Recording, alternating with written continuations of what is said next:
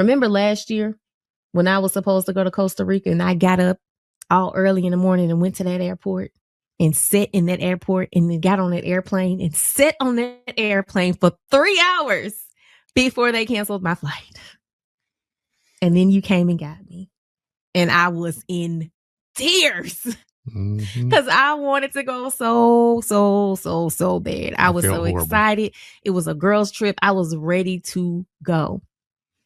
You talked to me the whole ride. We're an hour away from the airport. You talked to me the whole way, asking me, what can you do? How can I make it better? Well, how much was this trip that we had? Maybe we can plan it and go next month. Maybe, we could take the boy. Like, you were ready to do whatever it was to dry up my tears. You came, you got me, you took me to the mall. I didn't want to get out of the car. You went and got me food. It was good. I was still upset. You bought me clothes. I was still upset. And now here we are a year later, getting ready to go on our trip that we have planned. and you made it happen. All because I was sad. Shouldn't have took a year, though. I'm sorry. Listen at you.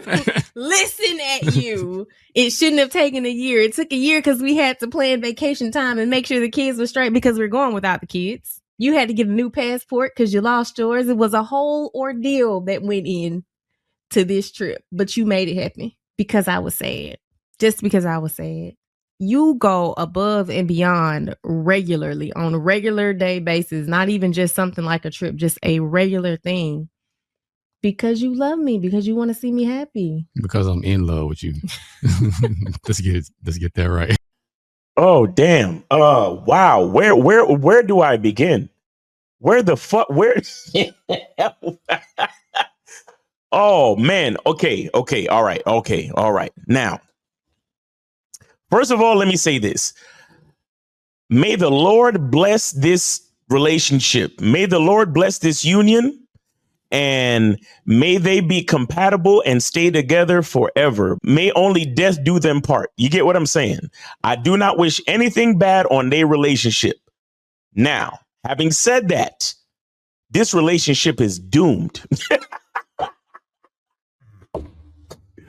This relationship is doomed, bro. This dude, first of all, he calling himself in love. As a man, you should never be in love.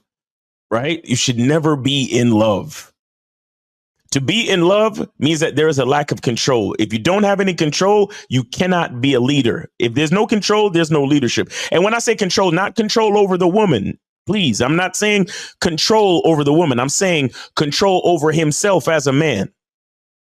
To be in love means that you don't have any control as a man. You don't know exactly what you're doing because the emotion of love has taken over your brain. So therefore, you don't have enough control over yourself to actually be the most efficient leader that you can be. That's one aspect of why this relationship is doomed. In my humble opinion, again, I wish them well. I swear I do. But just based on the game, based on what I know about life, this is doomed. A man who goes above and beyond just for her to be happy, at some point, she's going to realize the type of man she's really dealing with. And she's going to start losing attraction for him. She's going to start losing respect for him. Because look at how he done fixed the problem and everything, did everything he could to make her happy. And he's still over here apologizing about the fact that it took an extra year.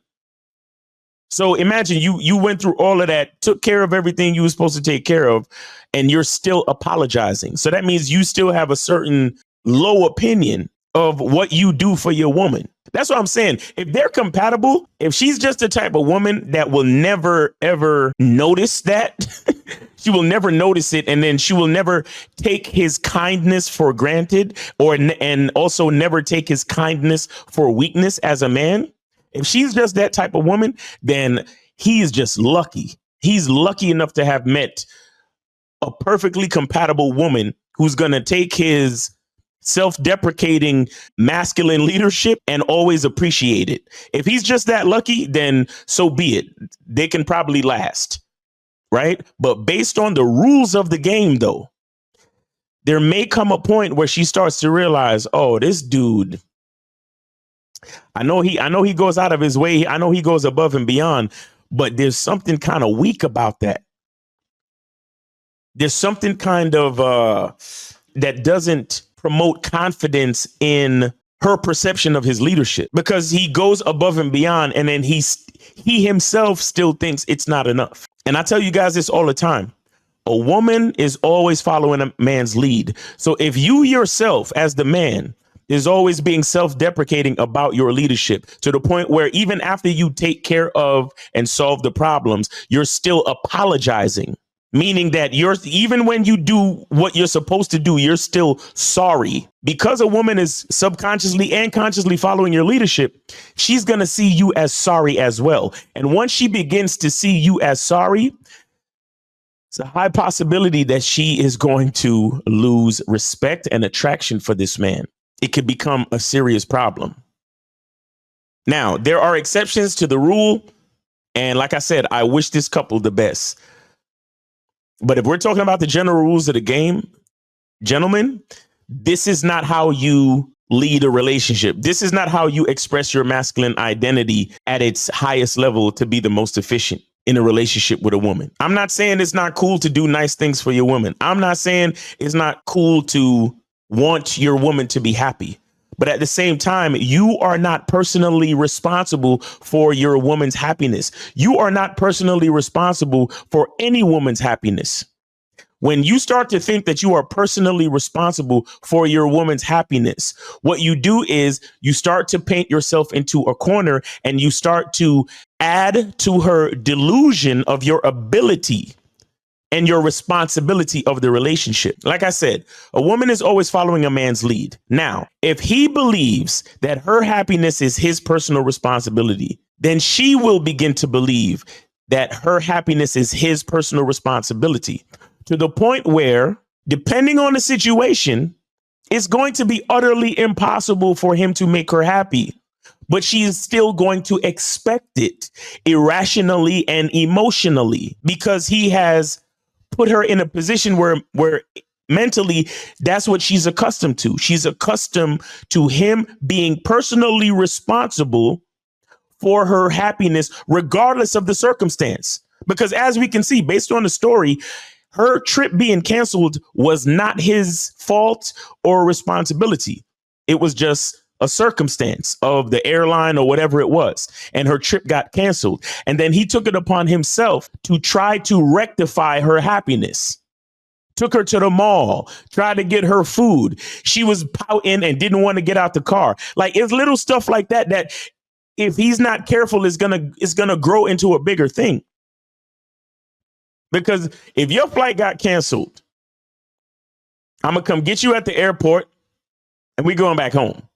And then you're going to have to deal with that. And then it's going to be a regular day at that point. I'm not going to go out of my way to try to rectify what the airlines did. None of that had nothing to do with me.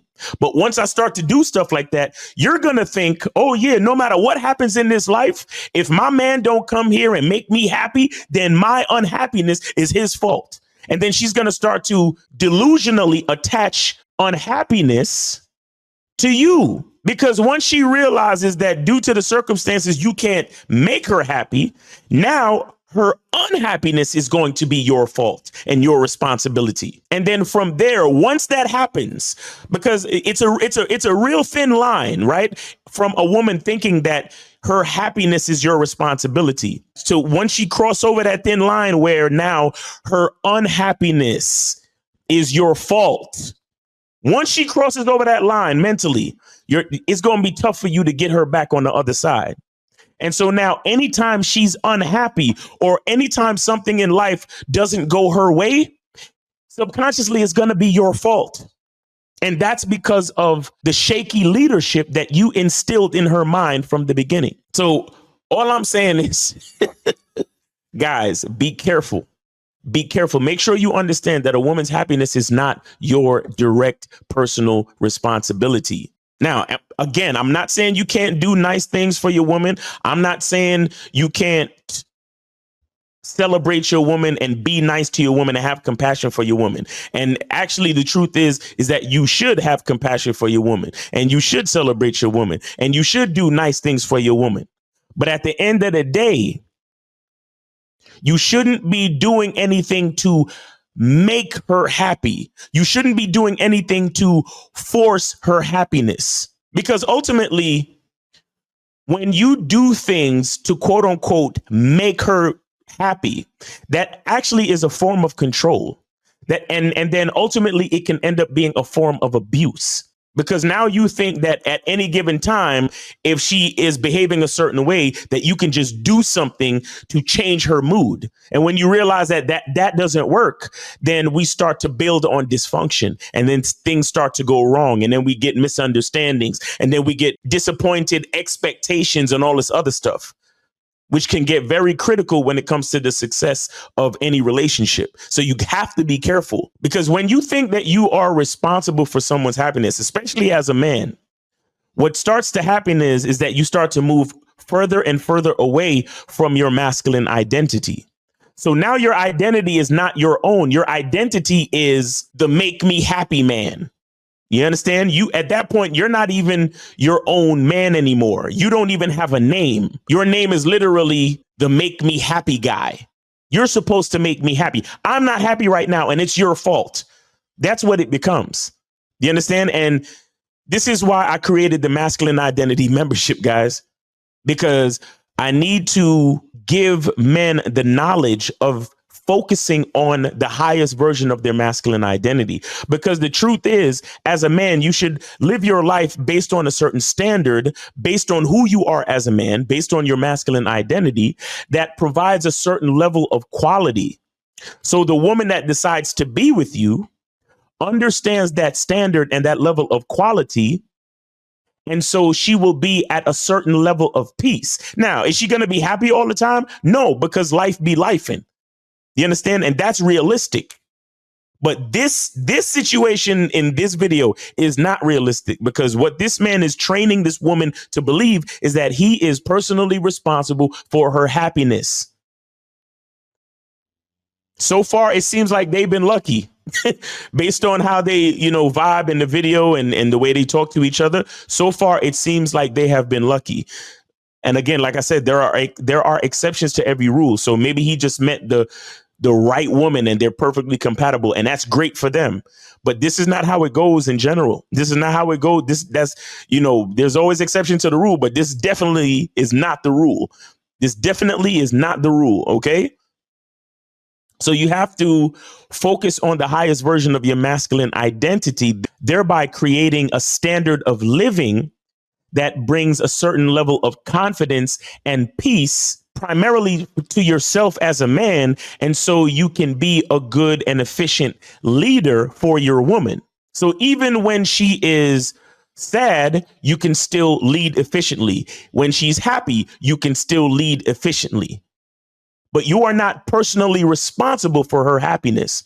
All right. So if you want to understand how to focus on your masculine identity and be the highest version of yourself, make sure you go to masculineidentitymembership.com and check us out over there. We do what's called the Monday night masterclass Zoom call every Monday night, 11 p.m., where we have very deep conversations with the members. And we also go through specific curriculums on every class. Right. And so it helps you to recognize specific things about yourself and your masculine identity. All right. So it's your boy, Miles Cunningham. Hope you got something from this video. Hope you're having a great day. Be good to yourself. Be grateful. And remember, the truth is inside you. Peace.